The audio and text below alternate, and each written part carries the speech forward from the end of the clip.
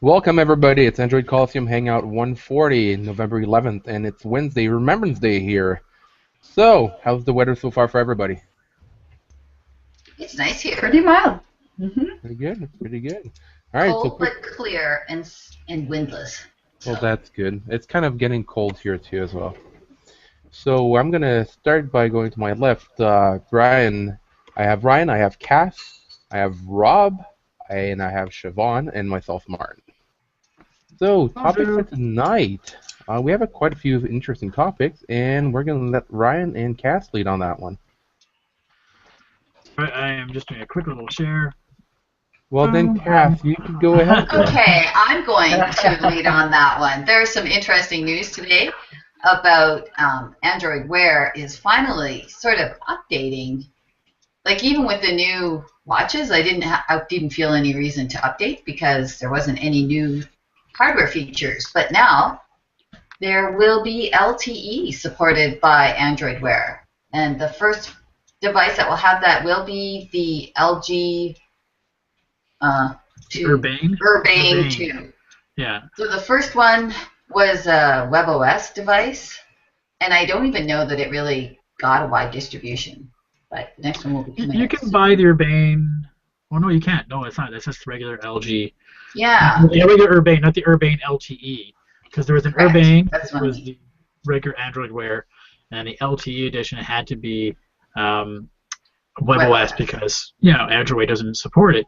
Yeah, and the other support Android Wear is going to be getting for is a speaker, because if you've all taken a look at the new Huawei watch, the Huawei watch actually has a speaker built into it, and it's just disabled right now because technically Android Wear doesn't support that, right? Android Wear, they're keeping a very tight throttle on it in terms of this is what you can do, this is what you can't do. So all those sensors, like when the first Moto 360 had the Wi-Fi chip in it, but they didn't turn it on until the operating system had the support for it. So now it does, so now it can support it. So I think you're right, Cass. I think this is going to be leading into an era where we now actually can start looking at upgrading.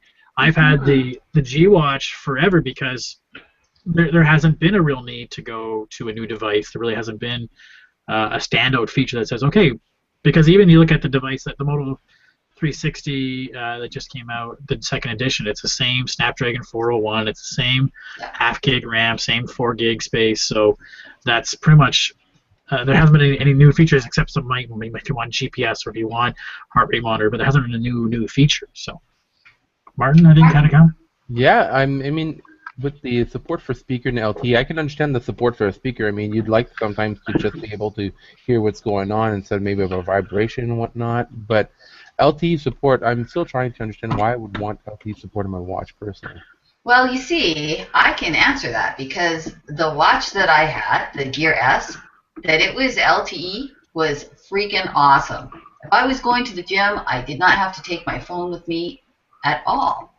Like my gear hooked up to the car, and then if I wanted to text, I could call, but if I wanted to text just from the watch or do any kind of searching or anything, it was right there on my wrist. So I can definitely see LTE being a draw. This should be interesting. I was wondering because, I mean, personally, my phone comes with me everywhere I go, and there's no reason for me to leave my phone anywhere but with me. I think I had a comment there. I'm not sure how much a speaker and LTE is really important for me, especially when LTE will probably bring the price a lot higher.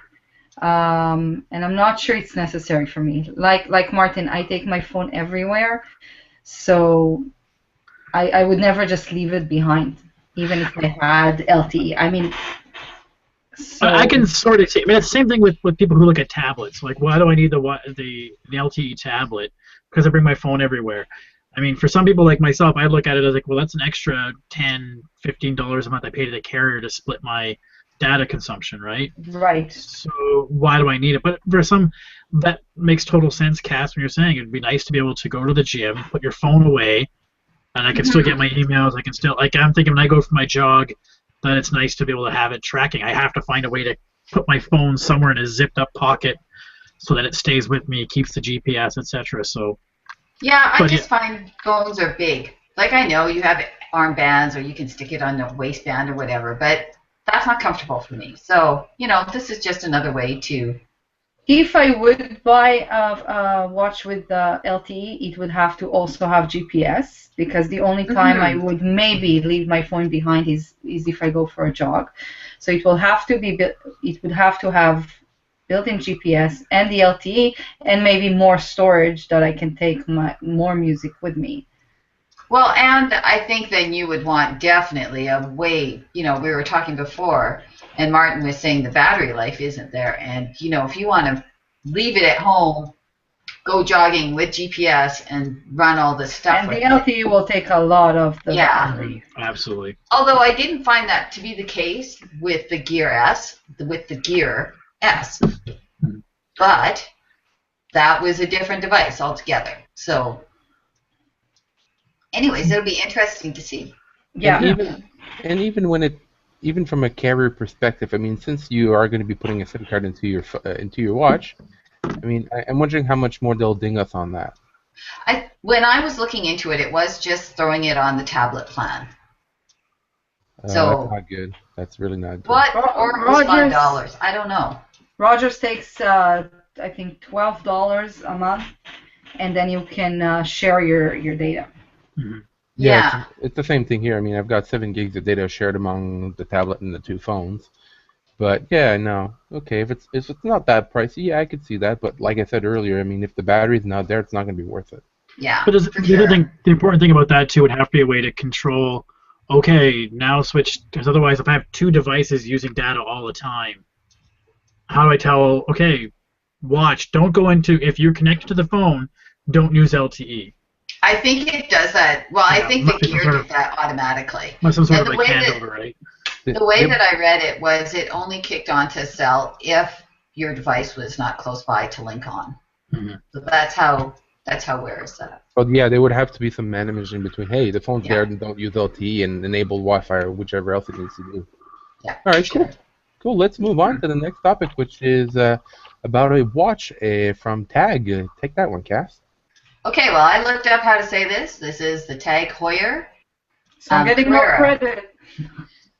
Well, I looked up just to confirm Siobhan, not because I didn't believe her, but because I wanted a second opinion, because I can't actually speak the same way that Siobhan does. You're French.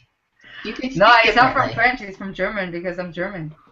So okay. So I know this watch since I was a kid. We always call it Tag Heuer.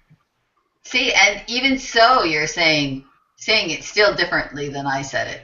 Much better. Tag Heuer. That's it. Anyways, after we've stopped making fun of the watch, we finally have a super expensive Android Wear watch. It is $1,500. It isn't going to be released directly into Canada, but I thought it was interesting that what they're saying is 2 years after you purchase, they will let you trade it in and get a physical watch. And I think that was something that a lot of people were talking about with the Apple Watch, is that it's so expensive.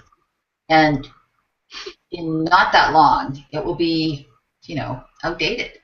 Mm-hmm. So this is their remedy to charging a whole bunch for an Android watch. Does this make it more appealing to you guys? Or, I mean, if you were going to spend a pile of money on a watch?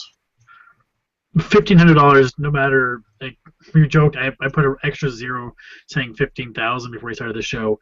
It might as well be 15,000 for me. It's just that much out of a luxury reach item for me. So regardless if it came with a $3,000 watch at the end of the 2 years, and I can look at it as an investment portfolio kind of thing, like I can buy this $1,500 watch and I'll sell the original the Carrera at the end for $3,000, which just still doesn't make sense to me. I mean, it's the price wise is not. I wouldn't spend $1,500 on a watch personally. Oh, Rob. He's not. He's muted. He's muted. Or lip reading. Yeah. Winter's hit Winnipeg already, so he's quiet. Now he's unmuted. Unmuted. Nope, still not hearing him. Nope. Sorry, Rob. Can't hear you. Something with your microphone there, Rob. You'll have to type, and somebody will have to. If you type it in, we'll talk about it for you. You were talking earlier, right? We heard you earlier, right? So. But not actually since he came back. That's right. Maybe he borked something. Oh no. Technical difficulties every show, I swear. Yeah. Anyways, I'm just gonna say that my husband does have expensive watches, and this is not an expensive. This isn't a particularly expensive watch. So for people who get status symbols, just like those really expensive Android phones, I think that this is something that would help them make that decision. Quite Rob true. was comparing it to the Apple Watch, which you know can what? spend more on, and you don't get a physical watch you can hand down to your children after. Exactly, like that nice Apple Watch that's $5,000, and nobody's going to be using it for anything else but that. Exactly. All right, let's move on to the next one where Rob should be talking, but apparently that's not going to happen. No, it's Ryan, because we're talking about the Ryan, sorry. BlackBerry. Ryan. So we're going to be talking about BlackBerry, so let Ryan talk about that one. Yeah, so we all know the Priv is now out in the wild. Canada, it's been hitting shelves. People are starting to see it. People are starting to get it in their hands. We're seeing unboxing. We're seeing reviews really start to pile out there. So some of the things that happens when the device finally gets in the wild, we're starting to see stuff like the keyboard app roll out. And I think, Martin, you said you had tried the keyboard app, or? Yeah, the keyboard app is pretty good. I mean, so far it looks like it's a SwiftKey variant. Yeah, I never quite got used to how the swipe up feature to use the keyboard. When I had a BlackBerry, I just disabled it. Yeah, I had the Z10 and I tried it out. I never got used to it. It was my main device. So, but I mean, there are a lot of people out there who love it, and you have that feature, so you can download it. Now, there's the other APKs out there, like the launcher, and those kind of things. Now, you do have to root your device to make sure they can get all the proper access and security and whatnot. It's not there. But what's been interesting the past couple of days, hey, I heard a snap. Good. There we go. Yay. So we know Rob works now. All right. So is it the Priv? Originally, Rob's biggest fear was John Chen was spouting his mouth off about everything about the Priv beforehand, and one of the comments was, "Well, if this doesn't work, we're sunk ship." It was like, don't say that. I loved your article you wrote about that, Rob. You're like, just your letter to John Chen of like let's show some. So he did have an article. He did make a comment. Was it Newsweek or something, where he did say there will be life after the Priv. Whether he's saying it because he totally believes in the Priv is gonna, it's gonna totally fly. And then today we're seeing leaks of the Vienna, which is kind of interesting. The Vienna, because the Priv was originally supposed to be called the Venice, right? So these Italian names of the Canadian company. So the Vienna is looking to be a candy bar model with the keyboard at the bottom, so kind of like a curve or a bold kind of idea. Passport, that's the one, yeah. Probably not square, please. No, it's a rectangular passport. That's what they're doing. So it's just the skinny thing, but they got the keyboard. Oh, we are all on board with that. I can tell. Yeah. Hey, but again, I mean, it's one thing I've learned when it comes to businesses. It's there's a feasibility study they have to go through. John Chen is not just like make it happen, and people are going to do it, and they're going to know it's going to fail. There's a market out there for it, so otherwise they wouldn't make it in the first place. And there are people I know who want that keyboard. I have a friend who has the old LG Neon, was it, that had the flip phone up, and he won't give that up because he wants that keyboard, right? So, but Martin, you had a comment there. Yeah, and if we're lucky for Android Toronto, we might have a couple of our friends from BlackBerry that are going to be showing up with some of the Priv that'd be devices. cool. They'll be there with their Privs. Yeah, we get a chance to play. So Android TO, keep watching for that. Okay. All right, so the next one is a topic for Rob. Oh, did Rob say he was going to pass off this one, or was he going to? That's the one I was going to pass off. He's Yeah. gonna pass off that one. I All don't know right. anything about it. Okay, I'll take on this one then. So, Google has been sort of amping up their photo game, and they bought a company called Fly Labs, which does video editing. And so they've gobbled up Fly Labs to take a look at their video editing software, so they can throw it into photos, so you can actually edit your videos a little better. Now that's it's pretty cool because they've actually done a really good job of how you edit photos. There's a lot. Snapseed is a really good example. But videos has kind of been lacking. They have that Auto Awesome Video Maker, but that's about it. So we'll see what I have never used Fly Labs. I'm not a big video guy, but we'll see what it comes out with that one. So Yeah, I'm looking forward to it. I mean, I don't do a whole lot of videos neither, but for videos like review stuff that I'm doing, or I'm doing screen recording and whatnot, that might actually be really, really useful. If I could do it on the fly and not having to just jump up in the computer and do what I need, yeah, that'd be great. yeah, because I do all my videos in one take, right? Not one take, but I mean I do one shoot, one straight long video. I don't edit because I don't want to have to upload to my computer, fire up a video editor. If I could do it on my phone, there we go. Change a few things here and there, and we're done, and then you post it, and it's on YouTube. Done. And it's already in the app I already use, which would be the cool thing, right? So.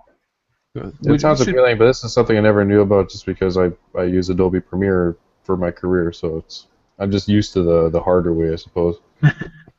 Well, which is the better way. I know that I actually end up using my phone at work for stuff like video and audio recording because it's just easier than trying to get permission to download tools and all that crap. Right. That goes with being in a corporate environment. So I do actually do my videos on my phone, and I have been editing them, and I have been using, what have I been using? I've been using an app that doesn't seem to be on my phone right now. But I think it's Androvid that allows you to snip inside and cut them together, and that's usually the only thing I want. So hopefully this will do that, since I've taken that app off my phone. Go figure. Not bad. All right. Well, we're gonna move on to the next article, next topic, which is USB-C. Brian. Yeah. So we know that the new 6P, Nexus 6P, and the 5X, which we've now again hitting the shelves, people are getting their hands on, are getting a USB type connector, and Martin is getting a connector. A Nomad key charger that's USB-C. Oh, it's the charger from Nomad. Yep. So, and it's going to be USB Type-C connector, which is like it's going to be the new connector. It's going to be the new standard. So that's kind of cool and all. But as we all know, there's a whole crapshoot when you go out there and you buy cables on the internet. So one Google employee who I guess worked on the Nexus team or whatever did on for the Nexus went through and reviewed a bunch of different USB cables from Amazon so you could make sure that you don't buy the shitty one. Which I thought was pretty cool because there'd be nothing worse than getting a cable, especially nowadays with quick charge or even a Type-C, all that kind of stuff. You get it and you go, great, and you plug it in, it doesn't quick charge. And you think either the charge is broken or something wrong with your phone, but more often than not, it's the cable. We don't even think it's the cable, right? Right. Because a cable's a cable's a cable, right? I came up in a world where everything was stereo cable, and it didn't matter if you used a piece of wire or you had a 1/8 jack or whatever. Yeah. So, but there can be some really bad cables out there. So he's gone and reviewed, which is really kind of neat. Martin, you had a comment? Yep. I mean, I have several types of cable. I'm pretty sure you do as well. And there's a huge difference over there. Yeah. There's a huge difference between, like, let's say I'll take a tilt cable versus a regular USB cable that you could buy over at, say, at the dollar store or online. Mm-hmm. And if you take a look at the charge capacity of those cables, it makes a huge difference. And people don't realize that, oh, yeah, I'm just going to buy a $5 cable. I'm like, you know what? No, it actually makes a difference. Well, I bought a portable battery, or got a portable battery charger that's supposed to put out 2.4 amps, which is, supposed to be not quick charge, but faster charging. Yeah. And I used the supplied cable it gave with it, and my phone says plug into a faster source for faster charging, and they're like, well, that's weird. Take that cable out, put another one in, and it works just fine. Yeah. So there can be easily cheap cables out there, but you don't know what you're using, right? So and the average user wouldn't know that. So For that's fast charged, I can only use my original Oppo ones. I don't even try with other ones. I've been having some good success. I bought a bunch of those reversible micro USB cables, and those have been working out pretty well for me. Oh. But there's a couple I have around the house that I know that I can't, which is kind of the Qualcomm wrapper. Which one do I have? I can't remember which one I have. With the quick charge one I had, that if I use a different one, it doesn't light green versus just regular blue to let me know it's rapid charging or not. So it's nice to have that little test on it. So Yeah. But anyway, so take a look at the article. It's in the agenda. You can see the ones that he's recommending. And you know what? The few dollars extra you'll pay is going to be definitely worth it. Good stuff. All right, on to the next article, which is Google is planning to possibly make their own devices. Ryan.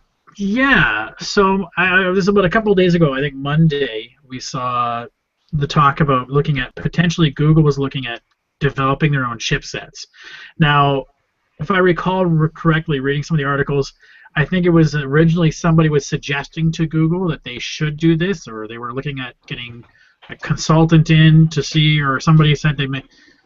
And then I know Cass and I were talking about most of the articles we saw on Monday were all about, oh, they're going to get in the chipset game, they're going to get in the chipset game. Then Tuesday, Wednesday, all we hear about, they're going to make their own devices, they're going to make their own devices. So I think that one's a lot of people already jumping on a story and already reading a couple chapters ahead, which makes sense that if you're making your own chipsets, it's to make your own device eventually. And we have all heard the troubles they're having right now with Android One in the third world countries, where we're really trying to say, make it to these specs. Don't cheap out. Make it to at least to these minimum standard specs, and they're kind of bending to these carriers who can't do that. So, and like Martin, you're saying, it's all rumors at this point, so people are really jumping on a leak thing and kind of going with it, right? So they're pulling the gun pretty quickly on some of the stuff. Holy jeez. Well, and like last couple of days, I've seen everybody like, oh, Google's going to be the next Apple. Yeah, like it's amazing how quickly it jumps. Yeah. Because at first I heard it was for the project where you can build your own phone, so they were looking at making parts for that. And then it just turned into, well, should they make their own device? I mean, I'm telling you, it's a shit show from time to time. If you read all the rumors that came out, you just look at them and you're just like, holy jeez, people, really? And a lot of the times it's taken out of context. Yeah. All right, so the next one is something Cass wants to talk about, and it's all about Google being me.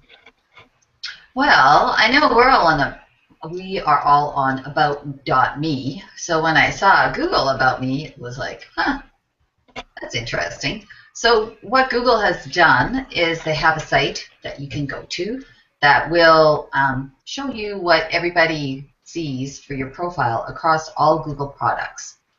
So it just lets you know what people are, because a lot of times if your information is somewhat fragmented, then you don't know. So I thought this was just an interesting little thing that came out now. It makes it a lot easier to control what your, I think, Ryan's got his up. I just brought mine up so I can sort of see what ideas, like, so I can take a look at it. What do people out there see about what have I made public that, ooh, maybe I shouldn't have done that. Maybe I shouldn't have said that, right? Oh, there's my birthday. Should I tell people my birthday is? No. So all these different things you can take a look at and see, is this a correct amount of information or is it too much? That's a lot of information you have out there, Ryan. It's considerably shorter. Not a lot of. I mean, there's my date of birth, some of my past work history, and then my email address and phone number. Yeah, not too much. I mean, I've had it up there since day one of Google Plus. So, anyways. You put your phone number out there? Yeah, it's already out there enough as it is. Like That's what I wanted to ask. Should I put my phone number? Do I care if people have my phone number? I care whether people have my phone number. Yeah. No one calls me Not anyway. something I want them to. No one calls me either, and I would like to keep it that way because I really don't want those calls that say "act now." Your Right. Your or some your interest will. Geez, congratulations, you won a trip. I have yet to get not saying, but I have yet to have a spam or what do they call those robocalls or anything on my cell phone.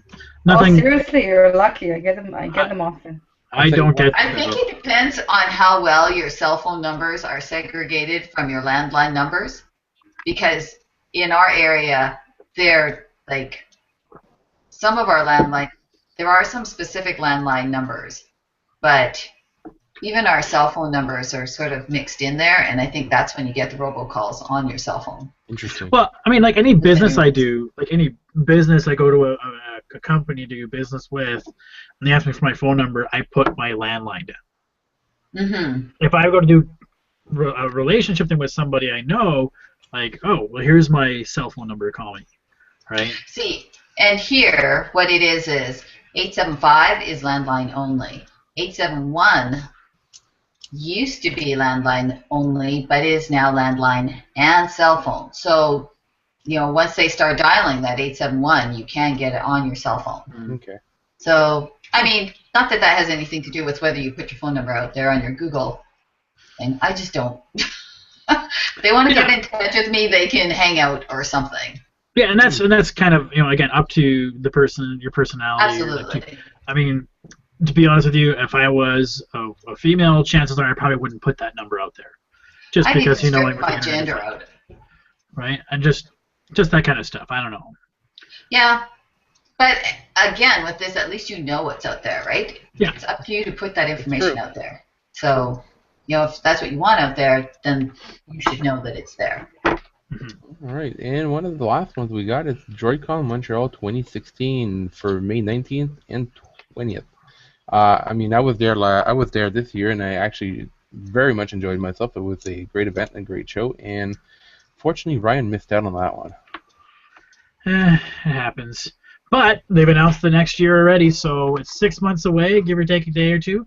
6 months away to go to Dans la Belle Provence, and you could go and 2-day conference. I think like meals included with that. Like, yep. The regular fee right now is $375 for 2-day conference, which is pretty normal. Like most conferences I go to, about $400 a day. So $300, $375 for 2 days. But if you book in the next little while, you get this super early bird price of like $170. So it's a pretty, for the whole thing. Yeah, the whole thing. Wow, that's great. It's actually worth it because I mean they include your breakfast in the morning, your lunch, and your dinner. Ooh, done. Like. Yeah, that's like extraordinarily cheap. Now, I mean, if you're buying this early, you're buying it definitely for a reason because they haven't even announced speakers yet. They're actually asking for speaker suggestions right now. I mean, they'll probably come up with some of their own, but it's still so early phases. But the idea being it's out there now, so it can start planning it, start booking it off. I know I'll be taking a look at my schedule and seeing what my May long weekend will look like. And well, I'm here. Last year I was out of town. This year, I would only count because it's the May long weekend and you guys are out there. But I think I might have commitments. I can't remember. Yeah, it's 6 months away. It's hard to remember what I committed myself. My commitments are like down the road, lots. Like I think I have all of next year committed already. Yeah, it's one of those things. Like I probably told somebody something last year, May long weekend, we should do this, but I can't remember. So that happened. Which so one? That's why I got to double check. Which one weekend is that? Victoria Day. Yes. Oh, Victoria Day. So I think you guys call it something different in Quebec. Do we? No, it's the same thing. I'm pretty sure. They don't like the Queen out that way. Yeah. Why would you? No, we have Jean something Baptiste, but that's not. We would normally That's call in it June, isn't Saint it? Saint Laurent. Jean-Baptiste? Yeah, that's on the we have 24th. Victoria Day. We have Victoria Day. So next It's thing the you May know, long weekend. we do not have reviews, but we do have some coming up as soon as Ryan pops them out. It's been busy right now. I know. Yeah. So I'd show you my little, but my desk is so messy. So I got the Z5, which I'm going to try to finish up tonight. We'll see how I get through that. Then I have the Note 5, and then I've got the Axon. I still am waiting to get the Moto 360. It should have been last week, but I didn't get. But then a really cool thing I got, I'm gonna get this done tonight for sure, is this liquid screen protector. I don't know how expert you guys are at putting screen protectors on phones.